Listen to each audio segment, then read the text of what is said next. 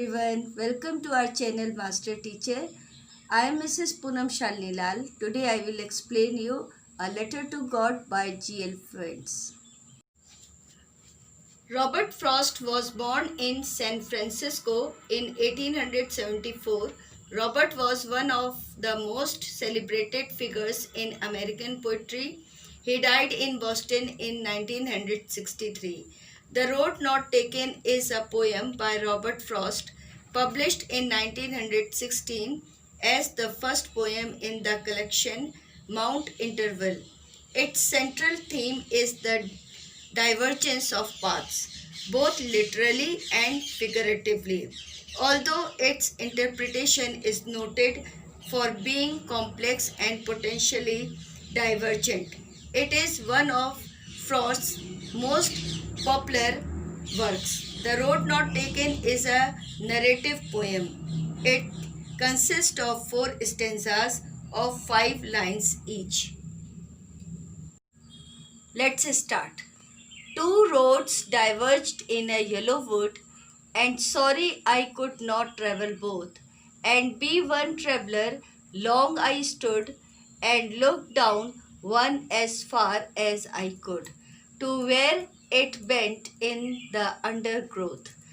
Then took the other just as fair, and having perhaps the better claim, because it was grassy and wanted wear, though as for that the passing there had worn them really about the same, and both that morning equally lay in leaves no step had trodden black.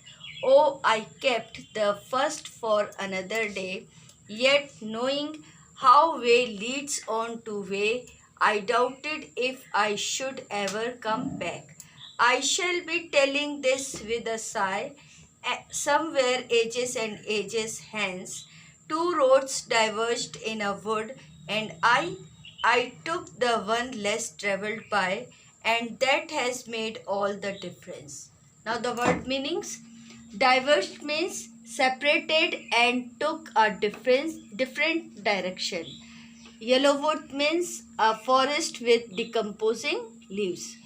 Undergrowth means dense growth of the forest. Fair means good or attractive. Claim means better option. Grassy means unused. Wanted wear means had not been used. Trodden means walked over. Sigh means deep breath. Hence means here in the future. In the first stanza, the poet says that one morning when I was going through the path that leads to the forest, I reached such a place on that road from where that path was diverted in two different directions. It was the autumn season, so the entire path was covered with yellow leaves of trees. I stood alone on that road, and I cast my vision as far as I could see.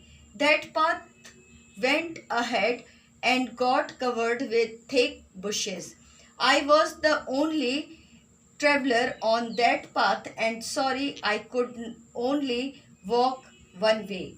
That is, the poet wants to say that he was standing alone at that point of life where he had to decide in his life which path he should choose, because he could not walk on both the paths together.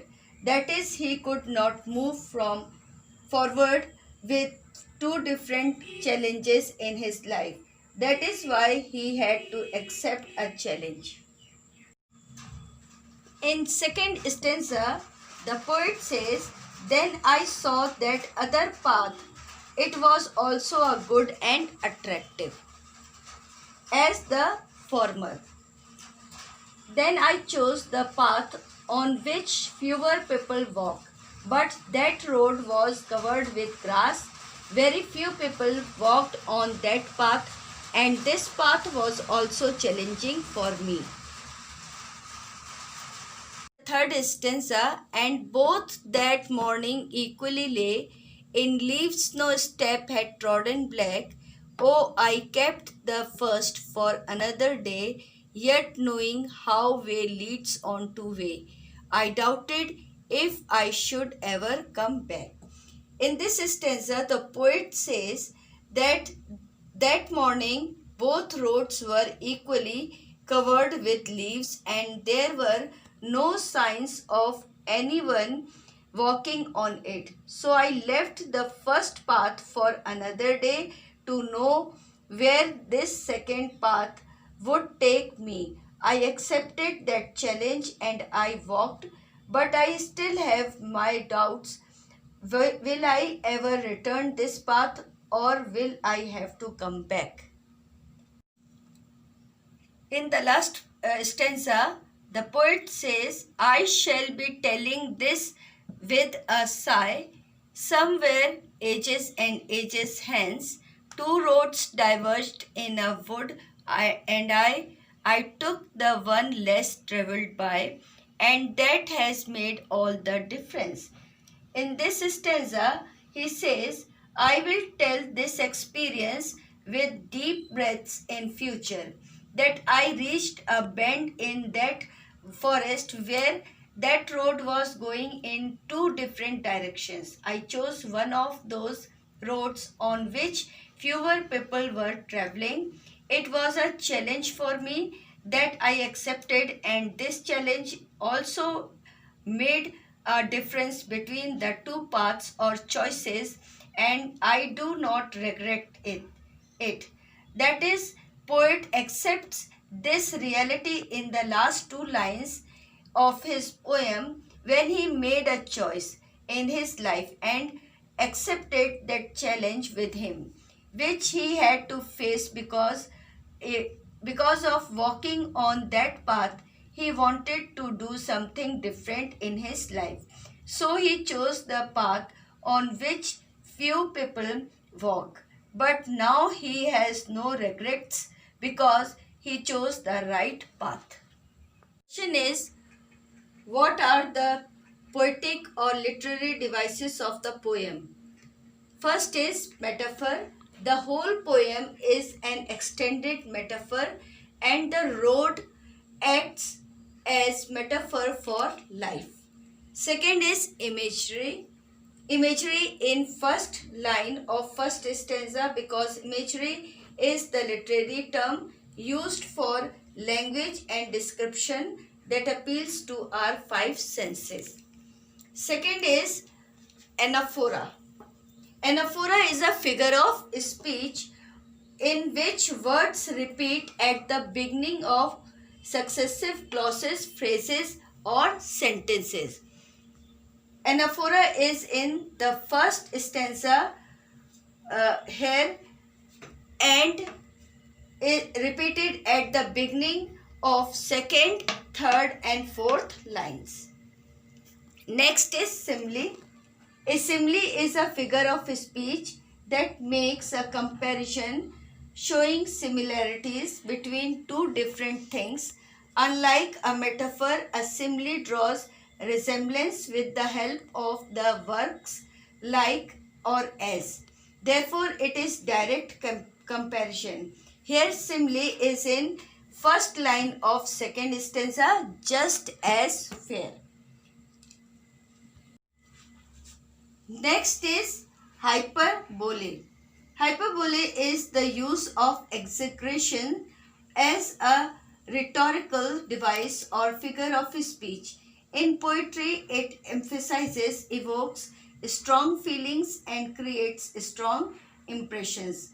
Hyperbole is in third and fifth line of second stanza, because it was grassy and wanted where had warned them really about the same. Next is alliteration. Alliteration is the repetition of usually initial consonant sounds in two or more neighboring words or syllables. Alliteration is in the third line of second stanza. Here in wanted where W sound is repeating. Next is alliteration in first for is in third line of third stanza. Here is first for F sound is repeating. Next is enjambment. Enjambment is the continuation of the sentence or clause across a line break. Enjambment is in fourth line of the second stanza because fourth line is continuing to fifth line. There is no punctuation or anything else. Next, enjambment is in first line of the third stanza because first line is continuing to second line. Okay. Next, enjambment is in first line of fourth stanza because first line is continuing to the second line. Next is repetition. Repetition is the simple repeating of a word with a short space of words. It is a common rhetorical device used to add emphasis and stress in writing and speech. Repetition is in second line of the fourth stanza. Here ages and ages. Here ages word is repeated. Two roads diverged in a wood and I. This sentence is repeated in first and fourth stanza. Now the question is, what is the rhyming scheme of this poem? Because the last word of the first line rhymes with the last word of the third and fourth line, stood and could. So we mark here A, and the last word of the second line rhymes with the last word of the fifth line, undergrowth. So we mark here B. Now the rhyming scheme of this stanza is A, B, A, B.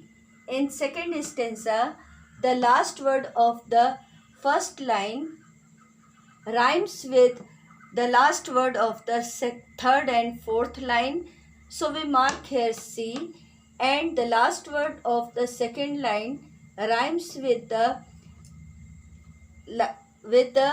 last word of the fifth line. So we mark here D. Now the rhyming scheme of this stanza is C, D, C, C, D. All the stanzas follow the same rhyming scheme.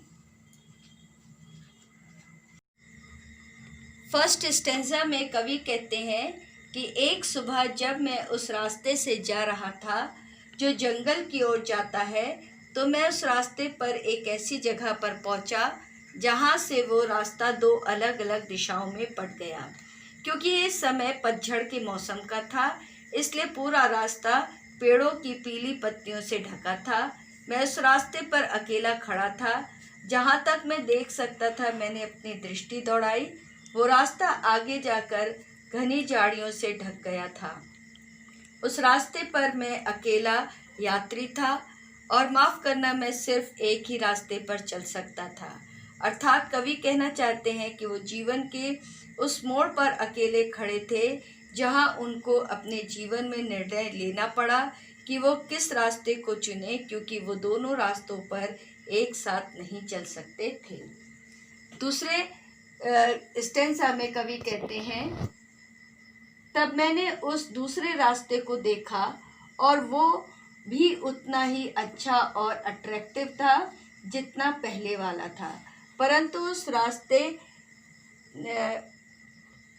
में वो रास्ता पूरा घास से ढका हुआ था और उस रास्ते पर बहुत कम लोग चलते थे और ये रास्ता मेरे लिए चैलेंजिंग भी था, चुनौतीपूर्ण भी था। तब मैंने उस रास्ते को चुना जिस पर कम लोग चलते हैं। मुझे ये रास्ता ज़्यादा अच्छा लगा। और तीसरे स्टेंजा में कवि कहते हैं कि उस सुबह दोनों ही सड़कें समान रूप से पत्तियों से ढकी थीं और उस पर किसी के भी चलने के निशान दिखाई नहीं दे रहे थे। इसलिए मैंने पहला रास्ता किसी और दिन के लिए छोड़ दिया और ये जानने के लिए कि दूसरा रास्ता मुझे कहाँ ले जाएगा, मैंने उस चुनौती को एक्सेप्ट किया और उस पर चल पड़ा। परंतु मुझे अभी भी संदेह है, क्या मैं कभी इस रास्ते पर वापस आऊँगा या मुझे वापस आना पड़ेगा। चौथे स्टेंजा में कवि कहते हैं, मैं इस अनुभव को गहरी सांसों के साथ भविष्य में बताऊंगा कि उस जंगल में मैं एक ऐसे मोड़ पर पहुंचा जहां वो सड़क दो अलग दिशाओं की ओर जा रही थी। मैंने उनमें से एक सड़क चुनी जिस पर कम लोग यात्रा कर रहे थे। ये मेरे लिए एक चुनौती थी जिसे मैंने एक्सेप्ट किया और इसी ने दोनों रास्तों में अंतर कर दिया और मुझे उसका पछतावा नहीं है। अर्थात कवि अपनी कविता की अंतिम दो पंक्तियों में उस वास्तविकता को स्वीकार करते हैं जब उसने अपने जीवन में एक चुनाव किया और उसके साथ उस चुनौती को भी स्वीकार किया जिसका उसे उस रास्ते पर चलने के कारण सामना भी करना पड़ा। वो अपने जीवन में कुछ अलग करना चाहते थे, इसलिए उसने वो रास्ता चुना जिस पर कम लोग ही चला करते हैं, परंतु अब उसे कोई पछतावा नहीं है क्योंकि उसने अपनी इच्छा से सही मार्ग चुना था। If this video was helpful for you, hit the like button and subscribe to my channel and press the bell icon so that you get updated whenever I upload a new video. Till then, keep learning.